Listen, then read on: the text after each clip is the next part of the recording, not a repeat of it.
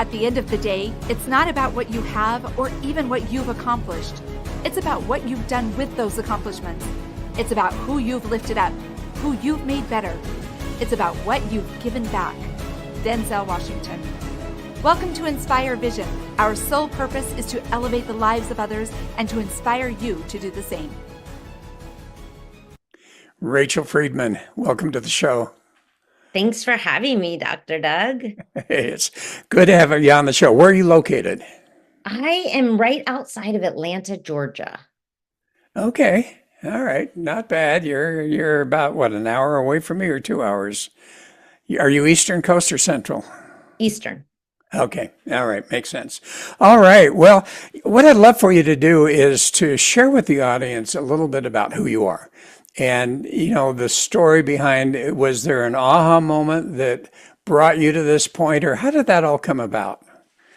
I think it was 1,000 aha moments that probably have brought me to the point I am at today. But yeah, so I guess first and foremost, I am a mom.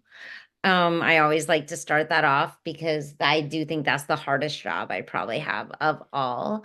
But I am also a serial entrepreneur, I guess is what most people would say. I am a therapist. I am a somatic practitioner.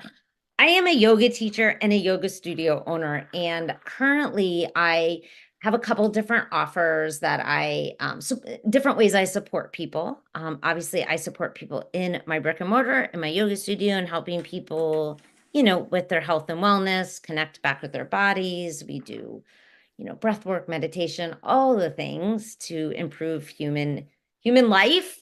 I also offer a somatic therapy out of my studio. So a lot of people are like, what's a somatic therapist? And Yeah, I was going to ask you the question. Yeah, it's really just, I get it all the time. It's really just a mindfulness-based therapeutic practice, meaning learning how to learn to listen to the wisdom that your body is offering and using that as a way, we could say, to heal, to move. I like to say more than heal, to move forward, right? Instead of being stuck in old patterns and old behaviors. And then because I've been in the yoga studio industry business for about 15 years, in January, I launched what I call the Yoga Business Accelerator. And it's just really supporting yoga teachers and studio owners to help them grow and get their businesses, making money so they can share more of what we all are, in my realm, passionate about, which is helping people. Okay, why yoga? Why yoga? Such a fantastic question. So I got introduced to yoga in my 20s, my very early 20s. And it was the first time in my life where I think I actually felt my body. And it was the first place that gave me permission to not be perfect. It was, I will never forget one of my first teachers saying, this is a practice. This practice is a journey. We're not here to get any of this right. And I grew up as a gymnast, and you were either perfect or you were not, right? And if you didn't do everything just right, you were not, right? It was very black and white. And it was this like eye-opening almost experience of, wait a minute, I don't have to do all this just perfect to be accepted and to be okay. And I had really run my life a lot that up to that point that way. If I didn't do it just right, if I didn't get the A, I was very much a perfectionist. Then my anxiety was like through the roof and all the world was crumbling around me. And yoga created a space for me where I, for the first time, kind of felt free. And I was like, oh my God, I don't have to be perfect. Well, and it was encouraged to not be perfect. Yeah, as I think about yoga, I mean, the few times I went to yoga, it was more of I didn't get much of a philosophy behind it. It was just more of a movement, or when we went and did the hot yoga, where it was really hot and we were sweating and doing all of that. But I know I have friends that go for yoga, and I think a lot of them go for the exercise and the strengthening and the agility. And yet you're talking about a philosophy here that I'm not sure many people understand is correlated with yoga. And I don't know how many yoga teachers actually incorporate that into their classes. Yeah, unfortunately, not nearly enough, in my opinion. So right, I agree. In our culture in our Western world, yoga has become kind of this fitness. It's been put in the fitness category, which there is an element of it that yes, it will build muscle, increase flexibility, more range of motion. It does all those things, but it's an 8 limb practice. And unfortunately, a lot of teachers, I don't know if it's out of fear, because if you go through a yoga teacher training, you should be taught all 8 limbs. If they don't incorporate it out of fear that their students won't want to learn these pieces or what, but to me, it was very important when I became a teacher that every single one of my classes, I bring other elements to this practice, the philosophy piece, as much as the asana. And don't get me wrong, I own a hot yoga studio that's power yoga, and it will kick anyone's butt. I mean, it will humble you, but it will also leave you always thinking about something. And how am I going to apply being out of, for example, my comfort zone in this pose to when I'm out of my comfort zone at the next meeting I'm at or whatever. And yoga in its heart that's what it's all about, right? Like it's connecting mind and body. That's what the word yoga means, to yoke, to bring together. And so I think because my background as a therapist, I was so drawn to that part of the yoga. And it was the part that has kept me on the mat for 20 years. It's not the physical, I love, it feels good, but it is this whole experience of how it does not just fuel, my muscles, but it fuels a piece of my soul, because it's so much more than just, I don't know, for me, it's so much more than just a physical practice. Well, and you mentioned that you were a therapist. What type of therapist or practitioner were So you? yeah, I went to school. I got my MSW at NYU. So I was a clinical social worker, and I worked in lockdown facility before I actually got into the yoga world, working with adolescents, and yeah, psychotherapist. Okay, so I'm curious, where did it originate? And really, what is the philosophy? Is beyond just the physical part of it, what is the philosophy of yoga? And again, I'd love to know how it originated. Where did it come from? Yeah, it originates from India thousands and thousands of years ago. And again, it started as, there's different schools, right? Just like anything, that we'll talk about different origins, but at the heart of it, it is this practice that is here to guide you on this path to what they call samadhi. And samadhi is basically in turning on the lights, enlightenment. And for me, it's the practice is it's this it's taught in an 8 limb path traditionally. In now, there were other, how do I explain it? There were other branches or styles, but the most classical style is this 8 limb path. And it's really learning how to be more present in your life, right? And more mindful of the interaction between mind and body, and Well, how we show up in the world. as we talk about the 8 limb path, what are each of Yeah. those limbs? Yeah. I'd, So the I'd be first two curious. limbs, yeah, I love this. This is not at all when usually people interview me. So I love this. So the first two paths are kind of ways of living. So we call them the niyamas and the yamas. And these are made up of, I don't say rules, but kind of like guidelines on, kind of like the 10 Commandments on how to live an honorable life, right? Like, don't steal, right? Saucha, which is cleanliness, keeping your mind and body clean. So these first two paths, or the first two limbs. The third limb is actually asana, the postures, and that's keeping the body strong and supple, the poses. Um, Okay. then we move into the upper limbs, which are about learning how to control pranayama, your breath. So breath work is a really huge piece of this 8 limb path. And then it's learning how to hone in on your senses, right? So being able to kind of almost disconnect from this 3D world and start to tap more internally. right? And quiet some of the chitter chatter. And then we're working towards meditation, which is where the fluctuations of the mind we're able to observe, right? And kind of step aside from them and see them, which then reaches us to this final space of what we call samadhi, which is where, they call enlightenment. And again, that last one is samadhi. What's it called? Samadhi. And what does it mean? The word samadhi means enlightenment. Enlightenment. Okay. And I just think of turning on the lights.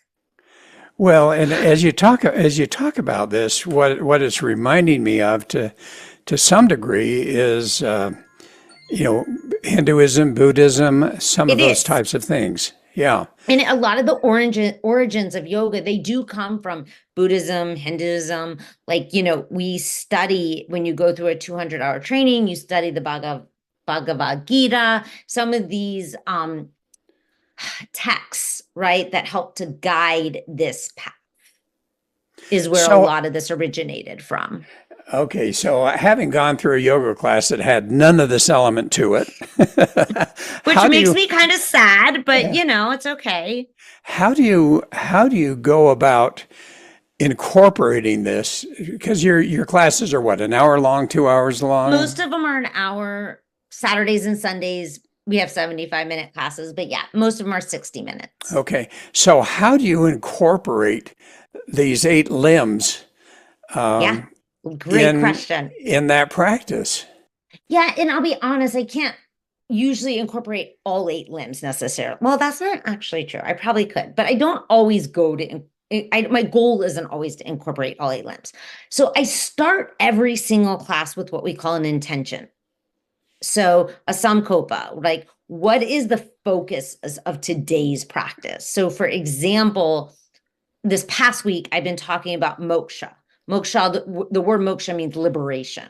And that's a huge, like at the core of what this yoga is all about, is we're trying to liberate ourselves, right? And so I will start the class and be like, okay, so this month, we're talking about moksha, and the word moksha means liberation. And then I might introduce the theme that, like, how do we really free ourselves? And a lot of how we can free ourselves is starting to be more mindful of those limiting beliefs we put on ourselves. And so notice while you're in the postures, is your mind telling you you can't do it? You can't hold it any longer, right? Start to become more present to what is happening inside your mind as your body is being physically challenged. So that's one way. Literally just start the class with a theme, bring in a piece of yoga philosophy. From there, I'm encouraging throughout the entire practice different breathing techniques. So in our studio in hot yoga, vinyasa yoga, we use a style breath called Ujjayi breath. And it helps to regulate the nervous system. So I'm teaching that throughout the entire practice. At times, I might be talking about keep your drishti on one point, which is speaking to this idea of coming inward a little bit more, right? And spacing out from the outside world and honing in more, right? So it is a skill set that I think I've been teaching for 15 years that takes practice, but I do get a lot of teachers that go through my 200-hour training. And what I'll tell them is we're just going to start with what I call a Dharma talk. 2 to 5 minutes of just introducing something that's going to give them something to think about as we're moving with the breath. Well, and it sounds like, as you talk about the 8 limbs, it almost reminds me of a ladder. So you're starting at the first step, as you say, and then moving up and moving up and moving up to the point where you're reaching meditation. How do you do meditation? And obviously from there you get into the enlightenment. But how do you get them to do meditation in the course of a yoga session? Not every practice do I get them obviously into a meditative state. My hope is that when we're using breath and movement, that it becomes almost like a moving meditation, right? Where we're starting to become more aware, because all meditation, the goal of really meditation is to become more aware of your thoughts and to not Right. get lost in them. So I'm keep bringing them back to this idea throughout the practice. So we might actually not do in a 60-minute class. I'm not going to probably do a seated meditation, in all truthfulness. I teach meditation classes separately, but we're not going to do a seated. But I mean, there's only so much time in 60 minutes, right? And the truth is most people come to the yoga studio, especially a hot power yoga studio, for the physical. But I Yeah. just want to make sure they're leaving with more than that. Because otherwise, I'm no different than the cycle bar down the street and the Pilates studio and the spin studio. And you, as a business, it's so important to, as a brand, right, to set yourself as different.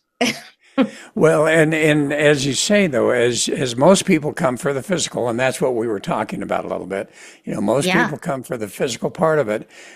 But how many people have you met that actually had some sense that there was a healing process to yoga, and that's why they came? And if so, do you have any stories that might be of value? Yeah. Yeah, a lot. I mean, I've had a lot of people that have come for the physical, but what keeps them coming back is the healing properties that they have found, like myself, right? I came for the physical originally. And some of the stories are like, I mean, I have clients that have been with me 10 years that'll say, I don't have the anxiety that I used to have. I don't yell at my kids as much anymore. I'm not in as much pain anymore. I've had people that cry during Savasana during the end part and are like, I feel like I just let go of 10 years of, anger. And of course, most of it's not that drastic, right? Most of aren't that big, but it's like those 1% shifts where you show up consistently and then you look back and you're like, whoa, wait a minute. I almost don't even recognize myself anymore. So are you taking them through a process where they start to analyze that they're feeling frustrated or anger or whatever that happens to be? Sometimes, Do you? And so in the sometimes. course of that, yeah. Yeah, I mean, Oh, I do more of that work one-on-one with people if they want to do like with the people that sign up to do somatic therapy with me. That's more of what happens. We'll like actually, I don't say sit in the frustration, but we'll get to know it. In a class, it's more like just micro, like spotting of it, but it adds up, even if it's just in a class and you're getting just a little bit each class. I mean, a fair amount of people come 3, 4, 5 times a week. So they're getting this repetition of the message, not just the physical, the message. So it starts to sink in. okay. Okay. And when you talk about the somatic techniques, we're talking about touch and some of those things. Can you explain what are some of the somatic techniques that people use, that you use in particular, to help people to get rid of some of that subconscious trauma? Yeah. Yeah. Yeah. I mean, sometimes movement. I don't use a lot of movement because most of the time I just tell them to come to yoga. Because I know we'll move through it in a class. So when they come to me one-on-one, a lot of what we're using is we do use dialogue, which is somatic. People don't think of their voice, but it is. So we use voice. We will use a lot of breath work sometimes.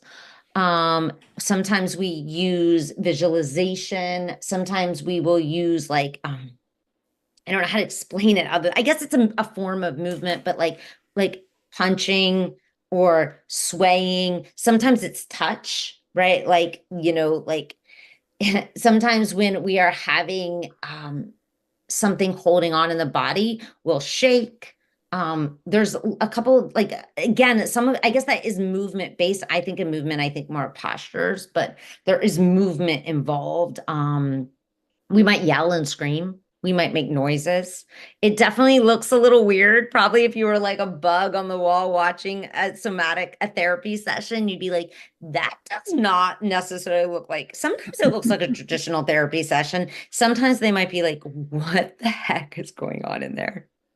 Well, I was talking to someone the other day, and they were mentioning that they use EFT. Uh-huh. Do you use Tapping. that? Do you use tapping I'm not also? I'm not an EFT practitioner. That is a somatic technique that I actually have clients that use.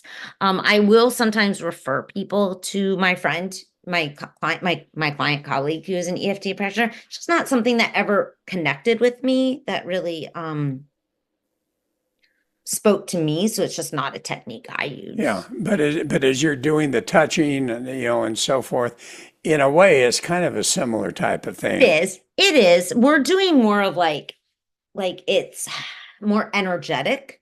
Uh-huh. Like, right? Like, so tapping has got very specific meridian points that you're working on and saying very specific words. Whereas we might be more, it's like more of like a cleansing. Like, I just need to wipe this off of me type of thing. Or I need to like, I call it cutting the cords where we're gathering all the crap and then we're like cutting it. It's more symbolic, I guess is the word that kind of comes to me.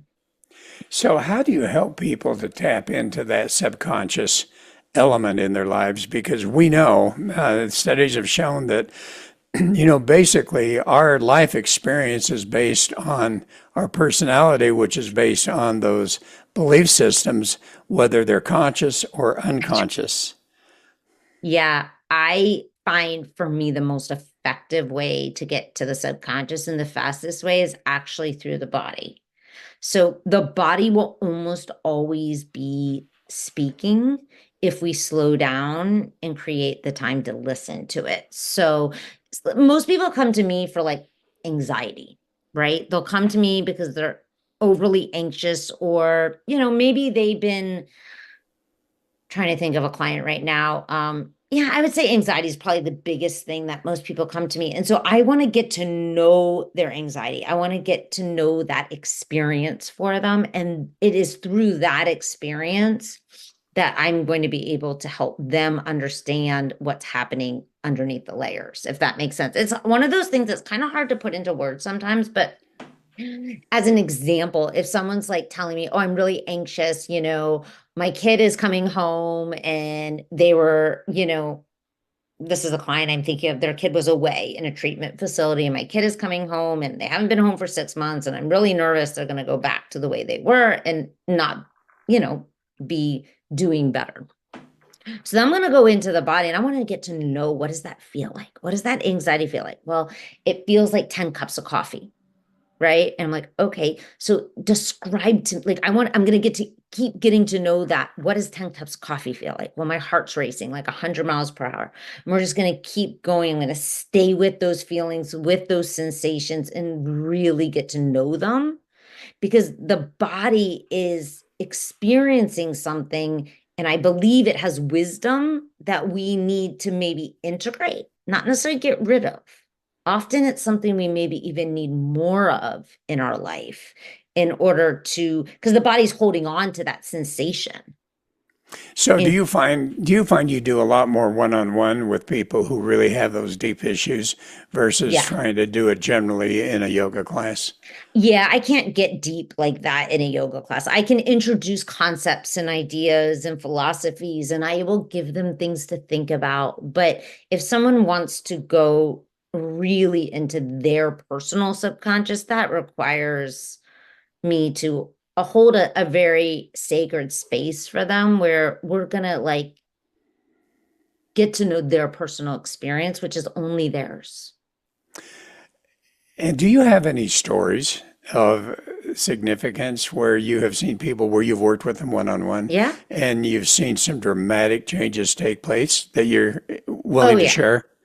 Yeah, yeah. I mean, I have seen people literally go from drinking borderline, you could say, some people would probably say they were an alcoholic, Uh, to basically being able to sit around and have a drink and not need now to have six more from this and work. what was the initial causation of that near alcoholism where they need to just drink and drink and Yeah, drink? using the alcohol because it was the only time they felt free.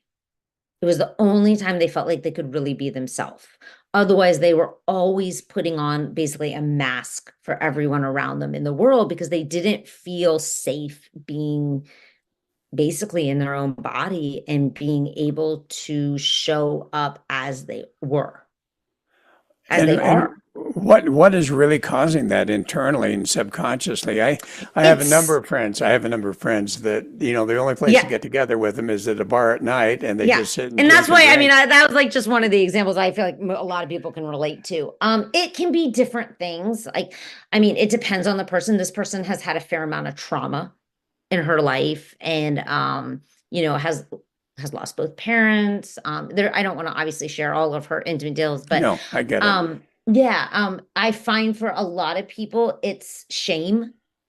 It's shame from childhood, and it's shame about that. It's internalized shame.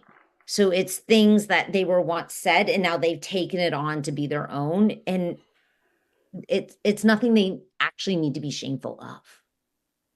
So It's there's a almost a lot. piece of themselves that they have disconnected from because for whatever reason someone told them they shouldn't be that way. So have you identified beyond just, drinking, have you identified behaviors that are counterproductive that really, if someone observes that that's what they're individually doing, that they could say to themselves, okay, I realize now that there's some subconscious stuff going on here and I really need to get some help. What are some of the other behaviors Yeah. besides, say, drinking Any alcohol? drinking, obviously drugs, shopping. For a lot of women, they will disconnect by just online shopping. These days, in all truthfulness, social media makes it so easy. Like if you're scrolling all the time, my I can almost guarantee there's something under that if you're Uh, constantly absorbed in that world. Um, what are other things I've seen? Panic, anxiety, of course. It's a big one that I see a lot. This one has shown up recently in a client is apathy. hmm, Like this like not I don't want to say it's like a form of depression, but not depression where they're like not able to get up. Like she gets up, she goes to work, she's an attorney, has a great job, but under to the outside world everything looks perfect, but inside there's almost, excuse me, this lost desire of I don't even know how to describe it other than apathy, but this lost desire for like wanting more, right? And really feeling even energized in her life. Like, weight gain is a sign. A lot of times yeah. people hide behind excess weight. So when you talk about breath work, I'm familiar a little bit with different types of breath work, but it sounds like you use different types. Could Mhm. you explain a little bit more about what are the different types of breath work and how are they applicable at what point in Yeah. time? Yeah, of course. Yeah. There's so many, but the main, I would say if I had to narrow it down to three main ones that I tend to lean towards and use is, honestly, one of the best ones is just simple box breathing. It's in for 4, pause for 4, out for 4, pause for 4, and that just slows everything down to give you a moment before you react. We tend to be a very reactionary, is that even a word? Society, and I know I used to be very, that's why I say that. I used to be like jump down someone's throat. Like if they sent me an email, I was like, and I didn't even take the pause to like take a moment, like how do I want to Right. respond? So box breathing is fantastic. A style of breath work that I use a lot personally and in my classes with clients is called Nadi Shovana. It's alternating nostril breathing. And it's to help bring balance, they say equilibrium back into the body because you're breathing up one nostril, down another nostril, and then you're circulating the breath that way. So the belief is that it brings oxygen back to the right and the left side of the brain. I personally, I don't even 100% understand it other than it works really good for me. I use that every morning just to kind of ground myself. Okay, I'm sitting here trying to figure out how to bring in one nostril, blow it out the So other I'll show nostril. you. You close it off. So you would close off. You start by Okay. closing off the right nostril and you inhale up the left nostril. And then you close off both nostrils and then you open the right nostril and exhale down the right nostril. And then you'd inhale up that same nostril, close. and then open and then exhale down. So you keep doing rounds like that. Oh, interesting. All right. So you've got the box, you've got the alternative nostril.